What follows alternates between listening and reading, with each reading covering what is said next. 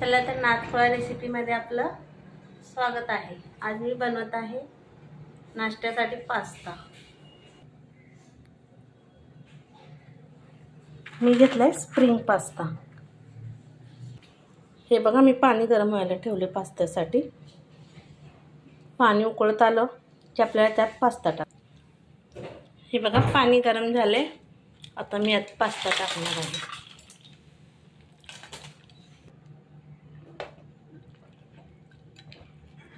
एक 5 मिनिट आपल्याला पास्त्याला झाकून ठेवायचं आणि यात मीठ घालायचं थोडं शिजताना। हे बघा आपला पास्ता शिजून झालाय।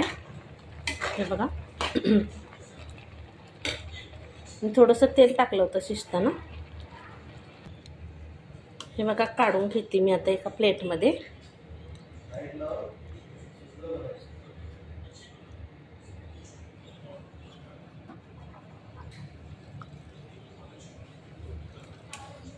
चला तर बघा मी तयारी झाली पास्त्याची। साहित्य आपल्याला लागणार आहे। मी 2 कांदे घेतले छोटे, कढीपत्ता घेतलाय, 1 टोमॅटो घेतलाय, कोथिंबीर घेतलाय। आपल्याला लागणार आहे पास्ता मसाला। आपण मॅगी मसाला पण टाकू शकतो, पण माझ्याकडे आता पास्ता मसाला आहे त्यामुळे मी पास्ता मसाला घेतलाय। आणि जिरे आपल्याला भरपूर टाकायचे आहेत, भरपूर म्हणजे 1 चमचा, 1 छोट्या चमच्याने मी 2 चमचे घेतले। आणि आपला पास्ता बघा किती छान शिजला आहे। जेव्हा आपण शिजायला टाकतो ना तेव्हा तेल आणि मीठ हे टाकायचं आहे आपल्याला। चला आपलं तेल गरम झालं आहे, मी टाकते जिरे।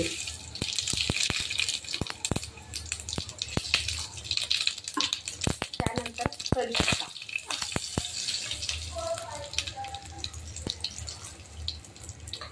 मग आपल्याला टाकायचा कांदा, मग टोमॅटो।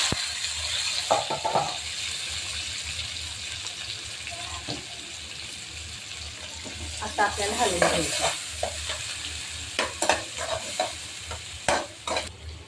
हे बघा मी आपल्या चवीपुरतं मीठ घालते आणि 1 चमचा चटणी घालते। मी घरचाच घातलाय मसाला। आता हा साध्या पद्धतीचा पास्ता आहे।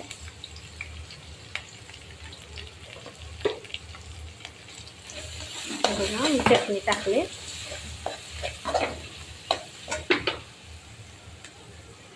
असा केचप याच्यामध्ये घालणार आहे, कारण लहान मुलांना केचप घातल्याशिवाय ते आवडत नाही। कसं म्हणजे छान लागतं केचप घातलं, थोडंसं आंबट गोड टेस्ट येते।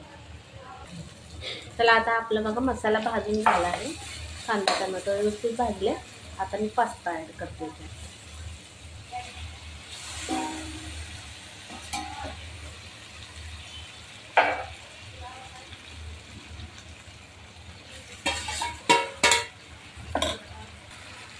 आता याला आपल्याला वरखाली करून घ्यायचं आहे व्यवस्थित।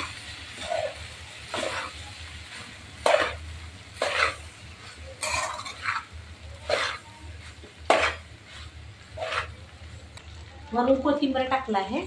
आता मी त्याच्यात पास्ता मसाला ॲड करणार आहे मॅगीचा।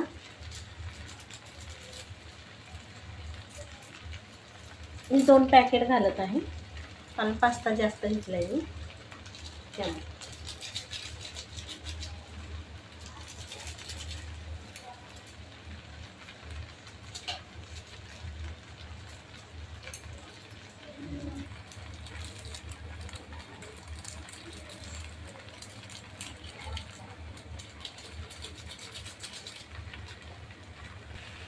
आता आपल्याला हे एकत्र करायचं आहे, वर खाली करून घ्यायचं आहे अशा प्रकारे।